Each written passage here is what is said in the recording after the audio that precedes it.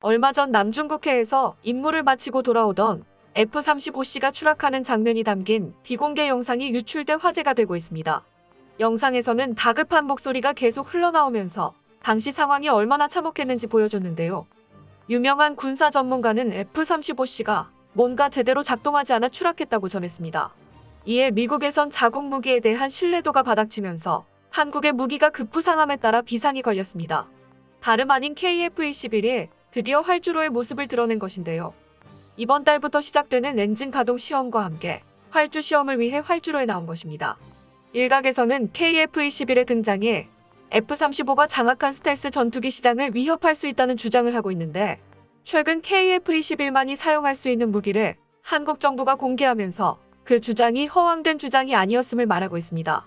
과연 어떻게 된 상황인지 한번 자세하게 알아보겠습니다. 최근 미국 유명 뉴스 방송인 CNN과 유튜브 등에서 얼마 전 문제의 F-35C가 미 해군 항공모함 칼빈 스노 갑판에 접근하다 속도를 줄이지 못하고 그대로 충돌하는 동영상을 공개했습니다.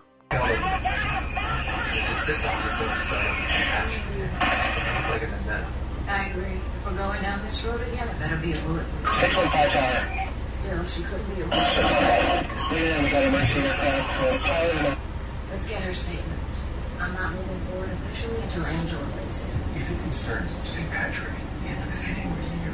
Angela, we need a full Chinese wall here. Sorry, I'm Korean. 这个国王的在是挺强的。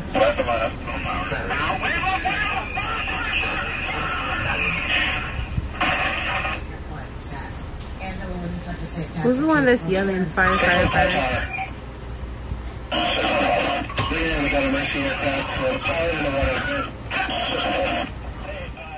F-35C는 충돌 즉시 화염에 휩싸이고 그대로 카메라 쪽으로 돌진했는데요. 이어 다른 각도에서 찍은 장면에는 문제의 전투기가 갑판에서 결국 멈추지 못하고 바다에 빠지는 장면이 담겼습니다.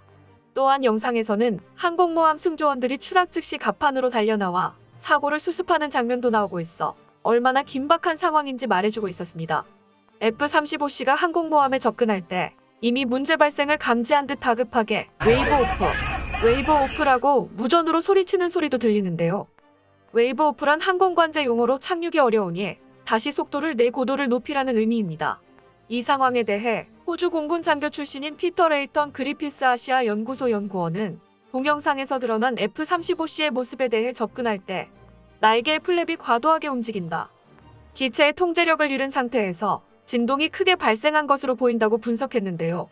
하지만 미 해군은 이것이 조종사의 조종 미숙으로 벌어진 일인지 F-35C 자체 결함 때문에 발생한 일인지에 대해서는 밝히지 않고 단지 이 동영상이 당시 현장을 담은 실제 동영상이라고 인정했습니다. 문제는 보안을 극도로 중요시하는 미국이 비공개한 영상이 외부로 유출된 것에 난리가 났습니다. 미 해군 비행단 대변인인 제크 해럴 중령은 추락사고뿐 아니라 승인되지 않은 동영상이 유출된 경위에 대해서도 조사 중이라고 밝히며 민감한 사안이 유출됐다는 것을 시사했습니다. 앞서 추락한 F-35C가 착륙에 실패한 이후 바다에 빠진 모습의 사진도 유출된 바 있어 미 해군은 내부 단속에 나섰는데요. 특히 중국이 이번 사고 발생 해역인 남중국해에 대한 영유권을 주장하고 있어 미군은 추락기체 회수 작전을 서두르고 있는 것으로 알려졌습니다. 이것은 단순히 미국 혼자만의 문제가 아니라 F-35를 도입한 동맹국에게도 문제가 될 수 있습니다. 대당 1억 달러 하나로 약 1,200억 원에 달하는 F-35 기종은 항공전력의 핵심 역할을 하고 있는데요. 최신 군사기술이 다수 적용돼 있어 적군의 손에 들어가는 경우 전력 유출이 불가피하며 한국을 비롯한 많은 동맹국들의 최신 스텔스 전투기에 약점이 노출될 수 있습니다. 그런데 이런 것들이 일각에선 KF-21이 앞으로 스텔스 전투기 시장에서 F-35를 위협할 수 있다는 주장이 나오고 있습니다. 최근 방위사업청은 KF-21이 활주로에 나오는 영상을 공개해 화제가 되고 있는데요. 시험 비행을 위한 긴 피토관과 오리날개의 KF-21 001이 선명하게 찍힌 CJ1호기 엔진을 비롯한 모든 장비의 조립과 도색까지 마친 완전한 형태의 한국형 전투기 KF-21이었습니다. 견인 로봇에 끌려 조심조심 활주로에 첫 발을 내디딘 KF-21은 이번 달부터 진행될 엔진 가동 시험과 활주로 시험에 들어갈 예정이며 그 전에 모습을 드러낸 것은 앞선 예행 연습이었습니다. 이상석 한국항공우주산업 사업관리실장은 인터뷰에서 엔진 사용 중 KF-21의 모든 장치가 제대로 작동하는지를 점검해서 이상이 없으면 지상 활주로에서 저속, 고속 주행 시험에 들어갈 계획이라고 밝혔는데요. 두 시험이 모두 무사하게 통과하면 오는 7월에 개발의 성패를 가를 시험 비행에 돌입한다고 전했습니다. 또한 CJ1호기가 자리를 비운 생산기지 내부는 CJ6호기부터 6호기의 막바지 조립이 한창인데요. 흥미롭게도 꼬리 날개마다 특별한 문양이 새겨졌습니다. 붉은색과 흰색 독수리 머리 문양, 검은색 바탕에 황금색 화살표 문양 등 CJ 6대의 꼬리 날개 문양이 모두 다르고 동체 색깔도 조금씩 차이가 나는데요. 동체 색깔을 다르게 한 이유는 이 가운데 전투기의 특성을 잘 나타내면서도 비행 중 한반도 상공에서 위장 효과가 가장 뛰어난 조합을 선택하기 위함입니다. KF-21의 눈이라고 할 수 있는 레이사 레이더는 지상 시험 장비에서 성능을 확인한 뒤 올해 상반기 중에 항공기 장착 시험에 착수하게 되는데요. 모든 시험들이 완료되면 2026년부터 차례대로 KF-21 120대가 우리 공군에 인도될 예정입니다. 흥미로운 것은 한국 해군에서 소요를 제기하지 않아도 항모 함재기용 KF-21을 개발할 가능성이 있다는 것인데요.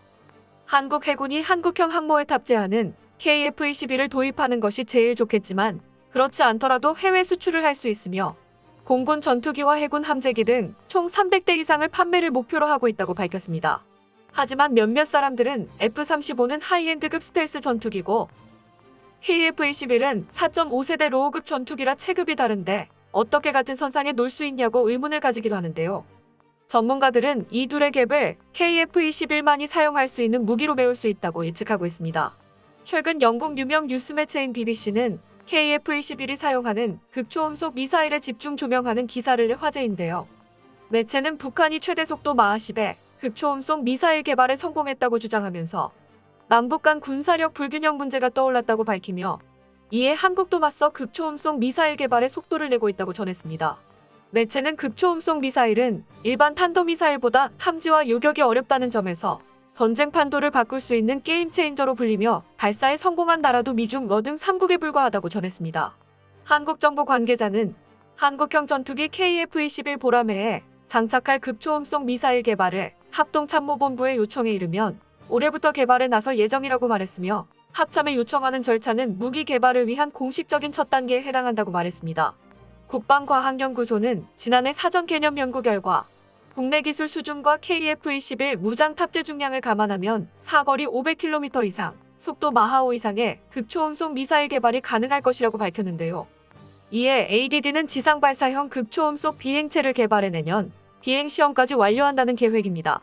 또한 비행체를 바탕으로 극초음속 미사일을 개발해 서울 상공에서 발사하면 250km 떨어진 평양까지 1분 15초면 도달할 수 있습니다.